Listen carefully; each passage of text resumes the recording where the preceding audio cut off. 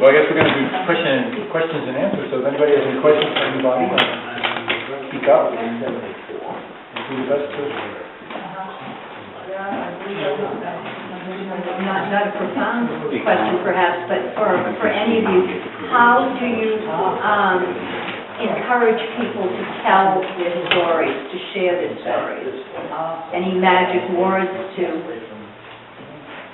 Well, I found that with the veterans, there seems to be sort of a cooling off period. The World War II veterans tend to be more vocal than the Korean veterans, who are more vocal than the Vietnam veterans. But I've learned personally that there's a certain way I have to approach them and let them know that I understand more than the average person who just would maybe come up and just say, thank you for your service, which they appreciate. But in order to get them to open up, you really have to take the opportunity to sort of let them know that you understand a little bit more about what went on in that era. And I'll generally talk to them. I'll start talking about something that's kind of offhand, something that I know. And once they sort of realize that you can talk on their level, then they tend to open up a little bit more than that. Yes, I've learned several veterans groups. We have one guy, Marty, who was a glider pilot in the Normandy invasion, and he talks how they broke the group in half with an A and a B group, and the B group went to the left, he went to the right, and that a couple months before they had sent planes over to map out for the invasion, and he said that we're supposed to fly at a certain height at a certain speed so they could make all these charts. Well, the Germans were shooting up and getting so close that they went higher and faster, and they never told the people. So all the charts they made were off. So the 15-foot high trees were really 65 feet. And the B group, that to the man, all drowned, because what they thought were landing in a field was really all grass in a swamp with 6 feet of water. And they have no engines, so they can't pull back up. So, we have many different types of Marines, Army. They all have their stories to tell. Generally, there's been a big change in the last 3 or 4 years that I've noticed as a veteran, that I wear my hat for networking, and people come up to me and you hear, like she was saying, thank you for your service. Before that, it wasn't accepted. But then they hear that you're on a submarine, and then they're curious. And they say, ask me any question you want, trying to, be a wise guy about it. And I have many different hats. One says silent service is what they call submariners. And I had somebody come up to me and says, oh, silent service. You deliver Meals on Wheels? So I think the veterans are trying to open up more as a group. I've learned several of them. And make the average person more aware of what life was like. Anybody else? That's a great question. I've had a lot of experience this past year doing that. And to answer your question, I think that you have to have a relationship between you and the person that you ask. It's not like you put an ad out on Craigslist. And I'm not knocking Craigslist or anything like that. But I think it's all in building a friendship. And I think when I convey to that person, he or she, about anything, from writing about their dog to being in Iwo Jima, because if you don't know that person and you're asking them to share a personal story, they're like, well, why should I do that? So I try to explain to them, to prep them, if you will, of this is what I'm doing, this is what happened to me, would you be interested in doing this, so that they can get a feel that I'm sincere and personal. I don't know if that makes any sense or not, but that's what I have found that's been successful for me.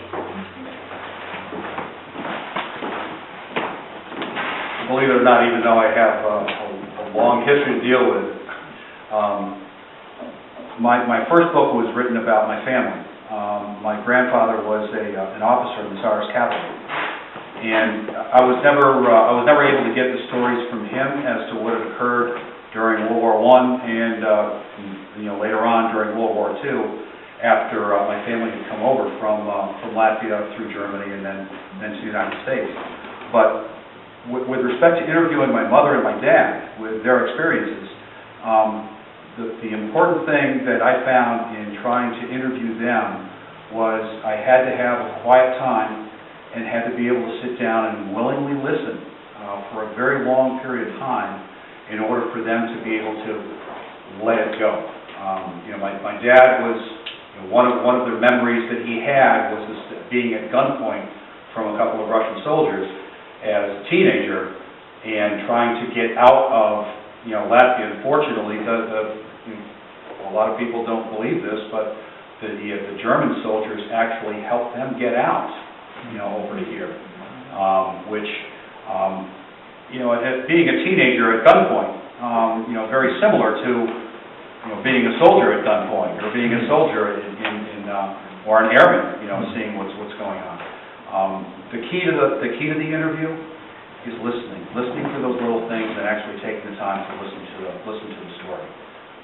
That's what I found anyway with family history, and it's a great question.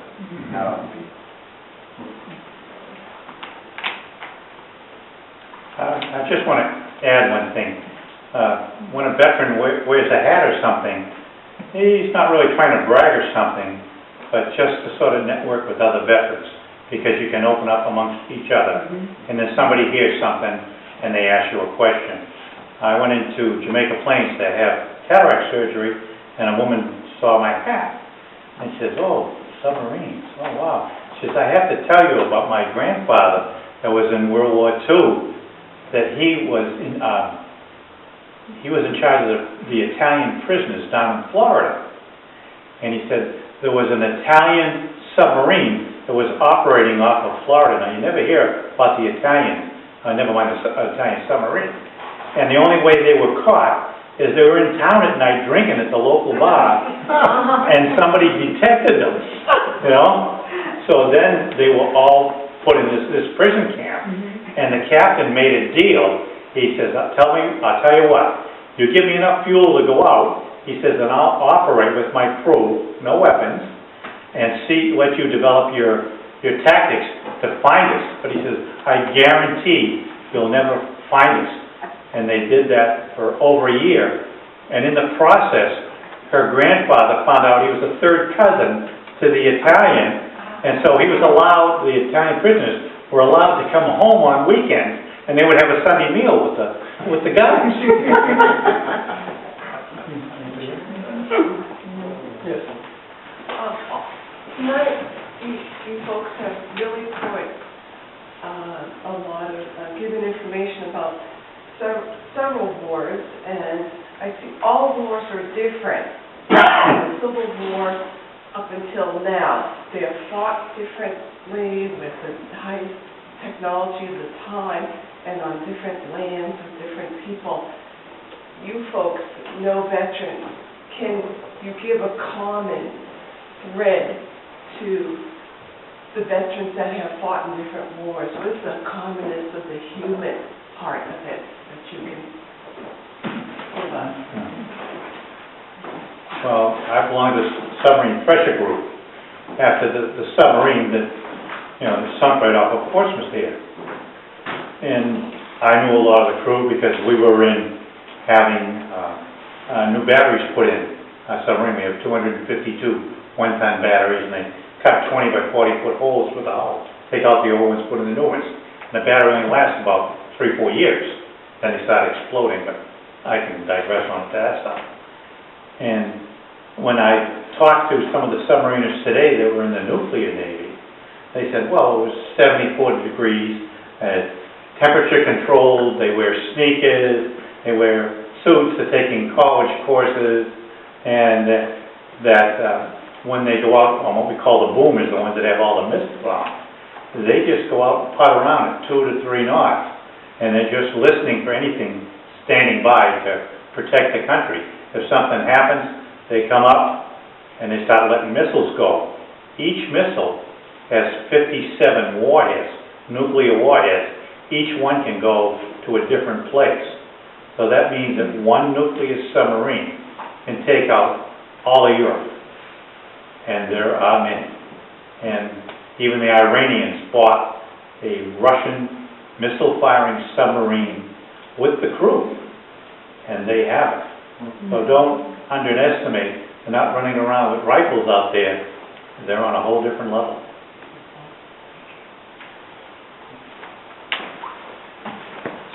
The one thing that becomes very clear when I was researching in the Convergence of Valor in the different locations, you actually had 4 sailors that were from Europe on the boat.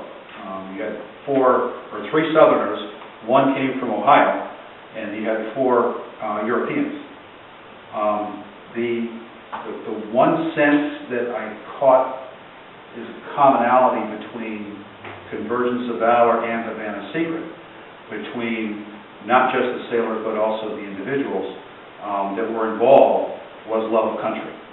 And that kind of also is in the family saga piece of things as well, is the love of country. I've never lost my love for Latvia, my I guess estranged homeland, but I am very proud to be a U.S. citizen as well. And I think what would drive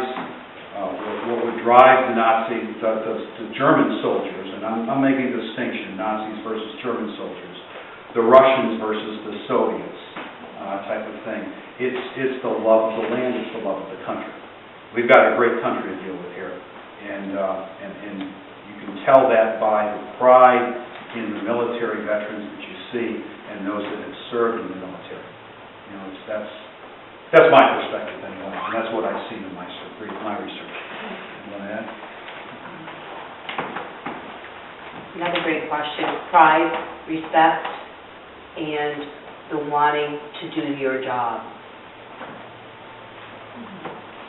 I can't speak as a veteran because I'm not one. I've done a lot of reading and a lot of talking to veterans, and there's certainly a commonality that exists. The technology changes dramatically in some cases, but I mean, I'm often reminded that, you know, in World War II we started with biplanes and ended up with jets. We started with, you know, small arms and we ended up with a nuclear weapon. But I think there's a common thread, and specifically to the World War II veterans, what I found is, you got to remember, they all grew up during the Depression. And so there was this tremendous group of people that really wanted to participate, wanted to be active, wanted to give back, and also were capable of keeping a truck together with baling wire and tape. So that there was this sense of not only responsibility, but being able to get the job done without going through, you know, doing what they needed to do. And at the same time, there's a tremendous difference I found from what are referred to as the citizen soldiers versus the career soldiers. And these guys, you know, they had a job to do, they came in, they sort of did it their way. I was telling a story earlier about a friend of mine who was a bomber pilot who borrowed a B-24 with a friend of his for the weekend to fly to Guadalcanal so he could take a picture of his mother's brother's grave. He had died in Guadalcanal. This is the kind of thing that does not go on in a peacetime army. You know, so there's a lot of flexibility in there. And fortunately, the United States was the kind of military that gave the latitude. You know, in the German army, and the Russian army, and the Japanese army, there was one leader, and if he was taken out, the rest of the people didn't really know what to do. In our army, if the lieutenant was shot, the sergeant would take over. If the sergeant was shot, the corporal would take over. And they were given that kind of latitude. And also, we would cycle our men back, and the pilots particularly, and it caught up with the Russians and the Germans and the Japanese. Our pilots would fly so many missions, and then they were sent back to train new pilots. The Germans, they flew them until they were either captured or killed. And by the end of the war, they had guys that were flying out there that had 6 hours of flight training. They barely knew how to land a plane. And it showed. So, you know, there were a different way of approaching it. And, you know, I hope that kind of attitude is not been lost in the modern military. Can I make a short little comment? Sure. I am a veteran. I was very fortunate because when I was in the service, there were no hostilities going on. Mm-hmm. The Army taught me German and sent me to Berlin, which was a nice combination. But something happened. I'm a big fan of Ronald Reagan. However, something happened during his administration that has screwed up the whole country, and that is the selective service no longer functions. That began not functioning during Reagan's administration, which is a sin, because a lot of the attitude that you're talking about comes from people coming from the general public, going into the service, back out again. Not professional soldiers. Professional soldiers tend to be more guided by the guidelines as opposed to making the required moves to get the job done. So just a quick little comment, and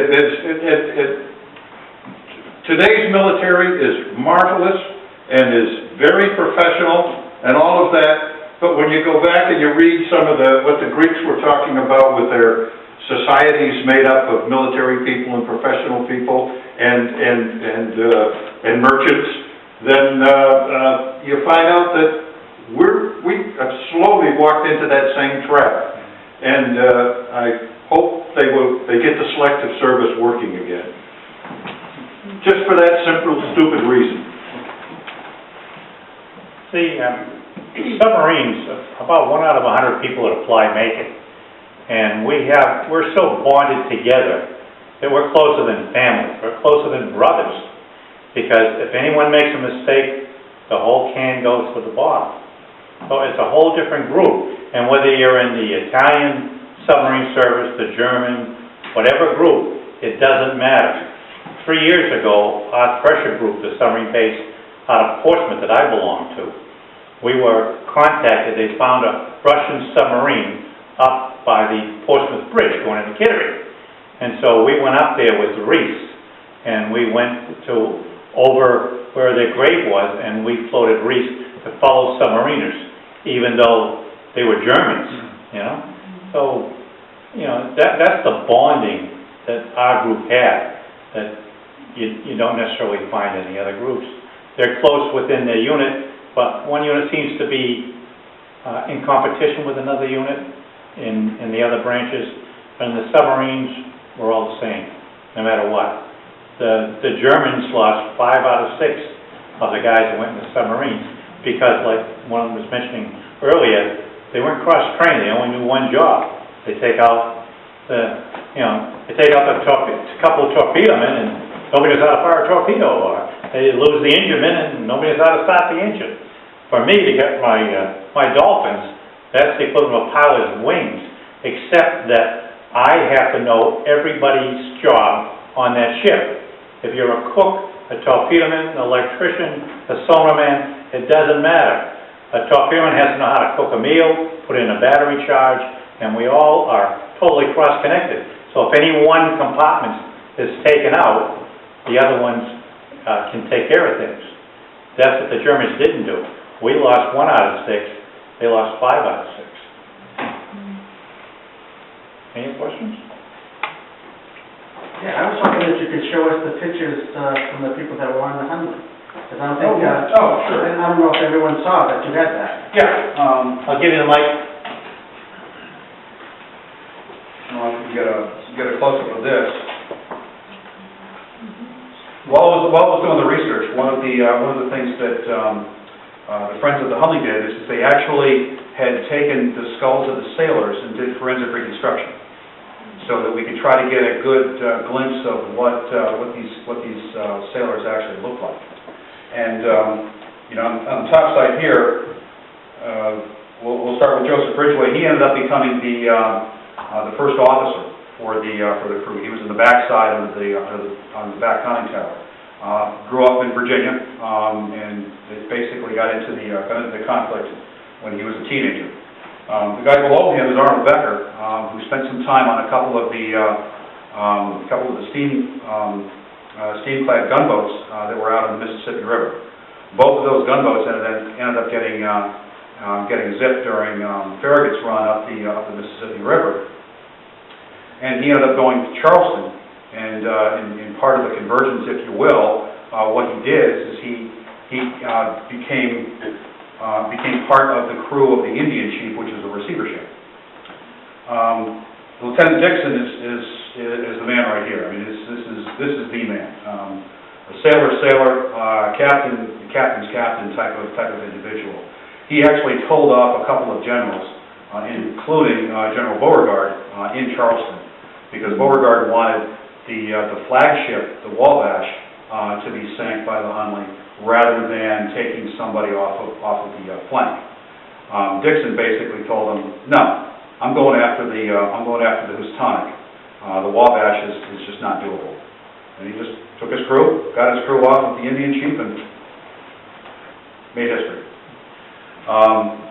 Frank Collins is a very interesting individual. Grew up in Virginia as well, but he was an orphan.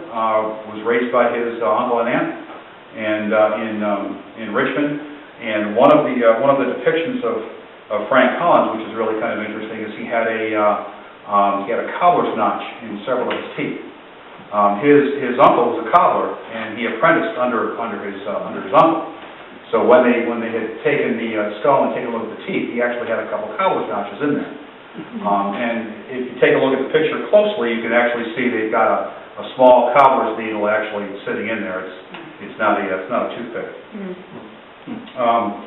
Sam Miller or Augustus Miller, who really knows what the guy's real name is, other than, on the boat he was known as Miller.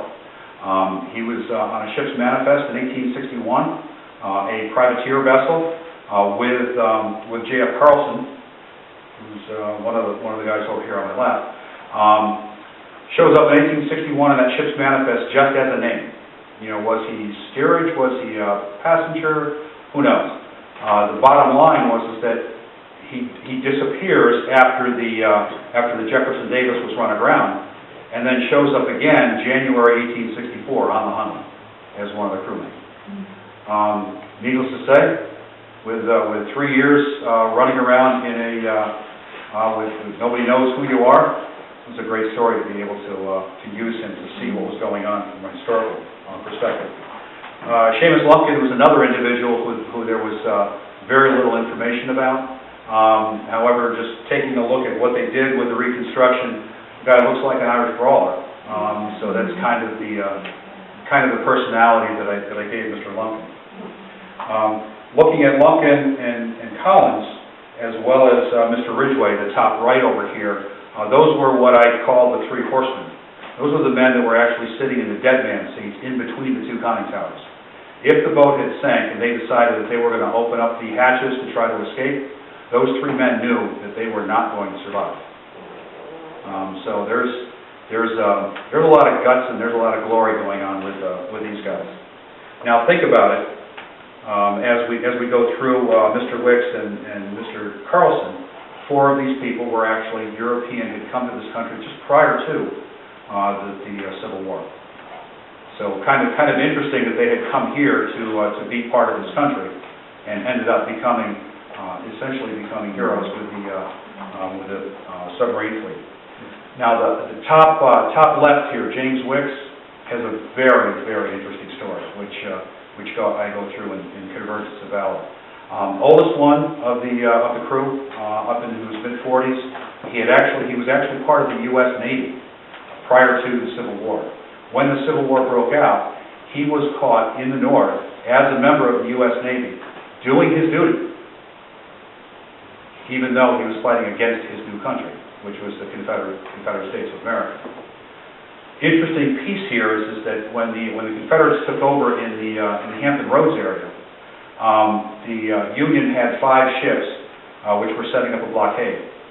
One of the naval bases that the Union had there was taken over by the Confederates, and what we know, what I grew up with in upstate New York, is the battle between the Monitor and the Merrimack. Well, the Merrimack had turned into the CSS Virginia. The Merrimack's hull was burnt out, not completely, so what the Confederates did is they took it, put an ironclad on top of it, almost like a barn, and used that vessel to come out against this 5-ship blockade. 1 against 5, odds are pretty easy, right, to figure out who was going to win this battle. The Virginia, or the Merrimack, if you will, took down 2 of the vessels, and the other 3 turned tail and took off into the Atlantic Ocean. So the Iron Navy, if you will, that was definitely a move forward. Now, on the USS Congress was James Wicks. He was a quartermaster on a U.S. Navy vessel, even though he was North Carolina born and bred. When the Congress was rammed, and exploded. He was either taken prisoner or he jumped ship and went to the shore. He gave himself up to Lieutenant John Tyler Wood, who was the head of the Confederate Marines, and said, "I am not a prisoner, sir, I am a Southerner," which began kind of like the love, if you will, for Mr. Wicks, because he had no unspoken thought, and the guy was basically correct most of the time. Now, as you follow James Wicks through the where he was assigned, the Indian chief, then a couple of the small pocket rams that they had in Charleston, this guy had moved all the way through. Very similar to what submariners do now, is learning every single piece of every single boat that they've got, that they were working on. And he was one of the first volunteers for the third crew of what we know as the Hunley, to say, "Yes, sir, I'll take that position, sir." And so he jumped on board with Mr. Dixon to basically be just about everything for him, including machinist and armament. So, kind of gives you a little flavor of what these guys were about. Now, Mr. Wicks was the only one of the crew that was married. James Wicks has some descendants. A couple of his daughters continued the legacy on, and they were actually present at the reburial for all of the sailors in Charleston in Magnolia Cemetery. So it's kind of interesting to see that you've got descendants from only one of the sailors. All of the other ones were bachelors, if you will. I did take some literary license with Mr. Miller for my following, or for the Havana Secret book. But I'll leave that story to be told a little bit later.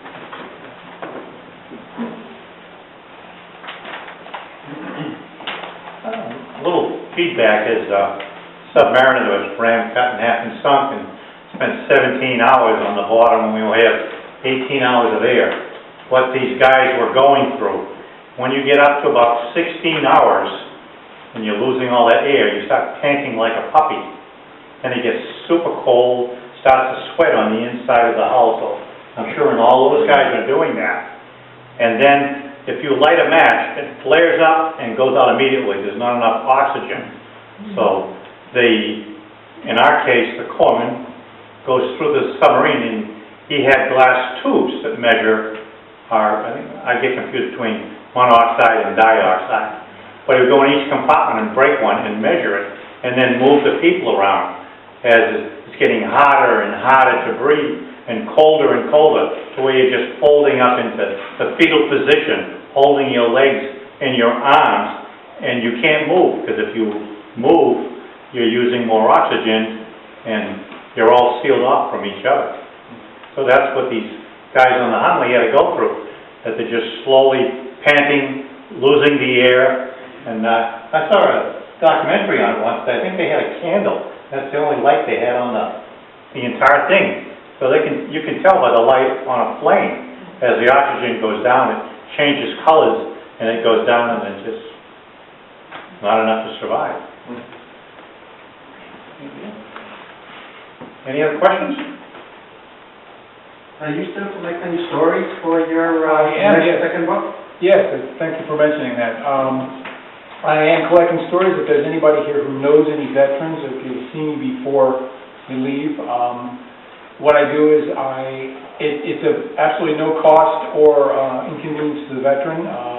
And what I do is if a painting is generated from it and a story comes out of it, I offer first refusal on the purchase of the painting, but I do present them with a digital print of the painting with the story as a thank you for what they do. And I've done them over the phone. I prefer doing them in person because I love meeting people. And it's funny because you talk to them. I talked to one gentleman for about 3 hours, and he kept saying to me, "Are you sure you want to hear this stuff?" I mean, yeah, absolutely. I mean, he was telling me everything from, boot camp to, what they did on weekends to, you get into the daily routines with these guys, and it's fascinating stuff. Is there anything you're looking for in particular? I know you do a lot of aerial, the Air Force. Well, I want to try and keep it mostly to aviation related, whether it be mechanics or guys that just, had to do with moving the planes around or anything, because they all were part of it. It doesn't necessarily have to be World War II. I've worked with some people from Korea, some guys from Vietnam, but just anybody who might be interested in sharing their story with me and would be interested. There's a lady that lives in a retirement community up in Exeter. I can't think of the name of it at the moment, but she was a nurse, and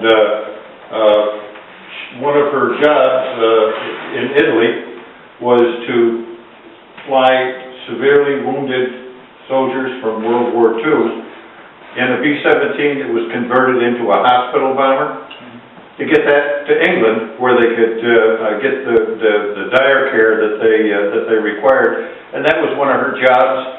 And when they bring, we would occasionally have B-17s come in to Lawrence Airport, and one of my jobs is to find Lucy and make sure that she gets to visit the B-17s while they're in at Lawrence.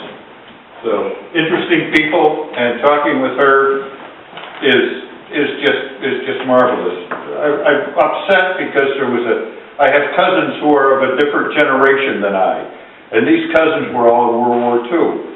And one of my cousins went in the service in 1942 or 43 and served in the Pacific in World War II.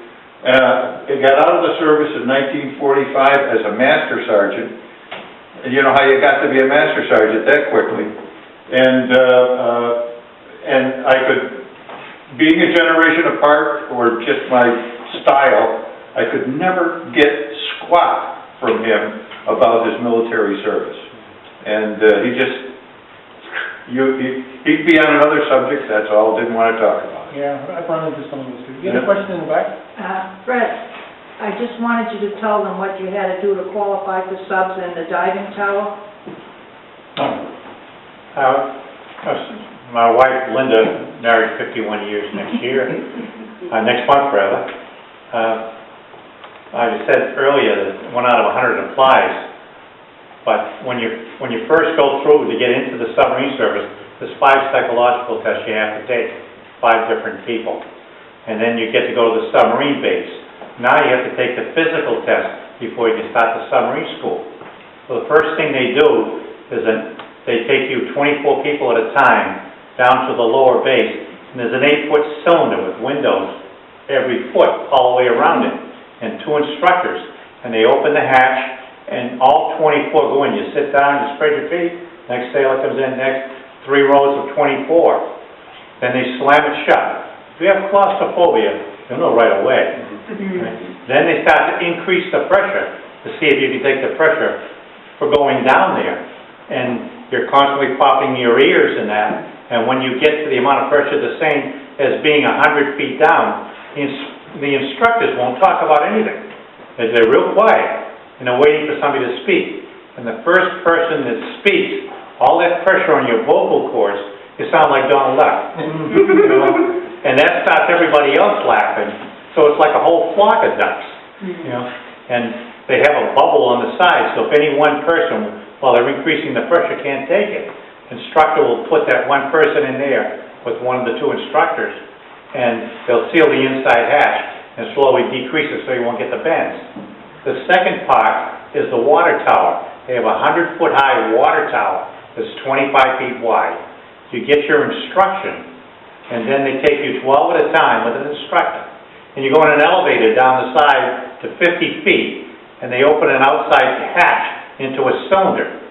Now, all 12 of you with your instructor get in, they close it.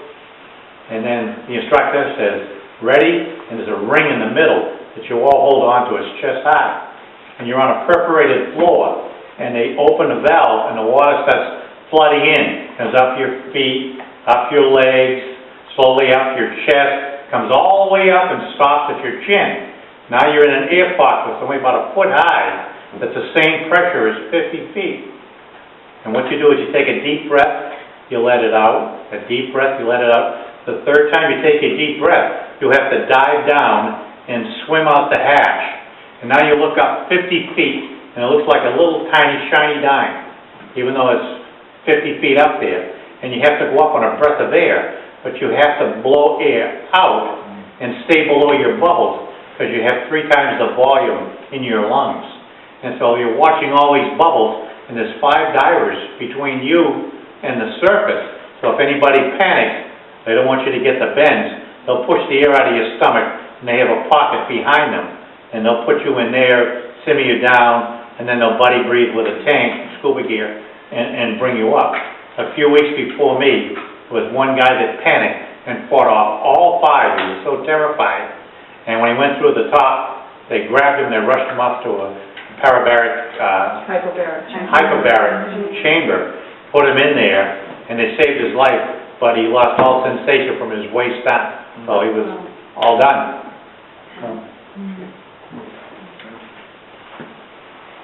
It's interesting because, you get to talk to these guys, and, eventually you get beyond the combat and all the other kind of things in there.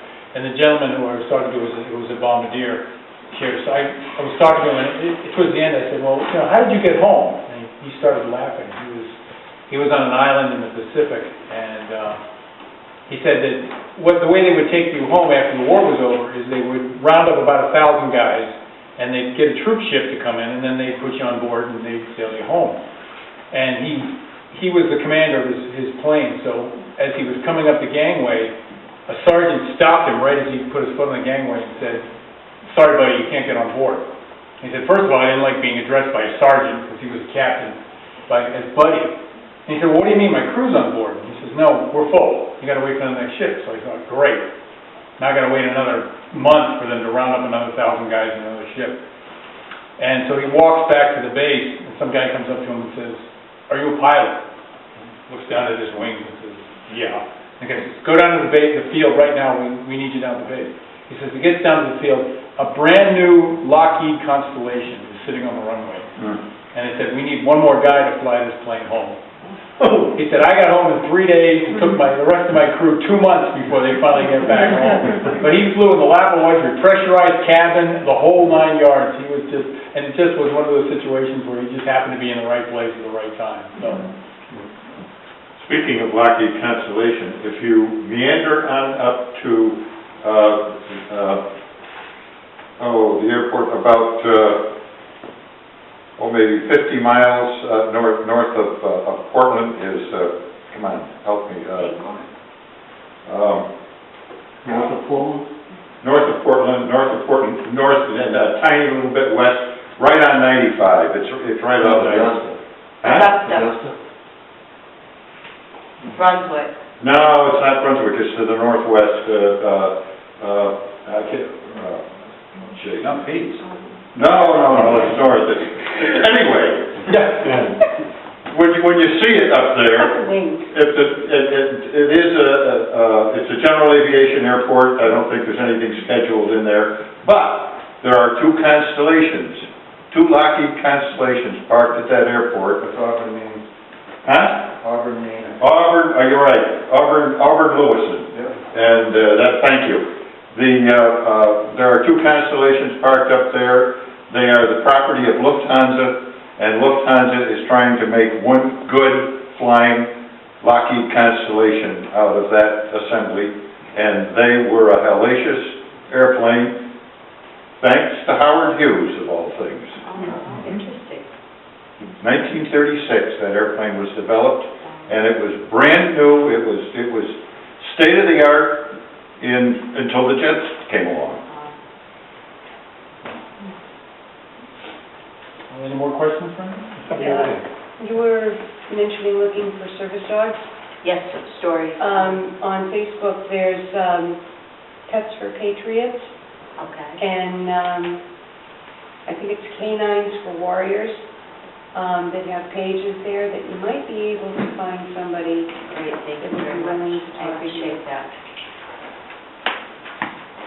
My operations manager is writing that down for me. Thank you very much, I You're appreciate that. Chris? Well, thank you all for coming. Thank you. That's it. Thank you very much. One of the maladies that comes with advanced age is not being able to think of Auburn Lewis. Yeah. It gets worse, it doesn't get better. No, not by a long shot. You can put that on the website, new pictures Hey, good to see you, kiddo. Good to see you, Ed. Yeah.